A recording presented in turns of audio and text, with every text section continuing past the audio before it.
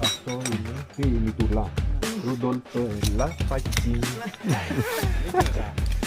Λοιπόν, αυτό λέγεται διπλό στα γρήγορα. Γιατί βάζουμε διπλό σκηνή και τους δύο κλόνους κατευθείαν μέσα εδώ. Έχουμε βέβαια μια τριβή λιγότερη. Οκ. Έβασμα.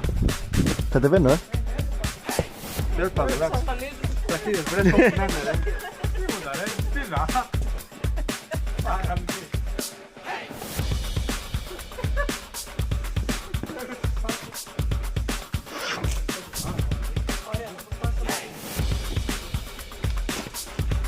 Να έρθουμε προς τα σένα.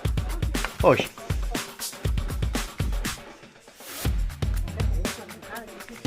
Ναι, είδες. Έκανα χρόνια kickboxing γι' αυτό. Κάτι μου έχει μείνει. Είναι προσκλητικό έτσι που κάνετε.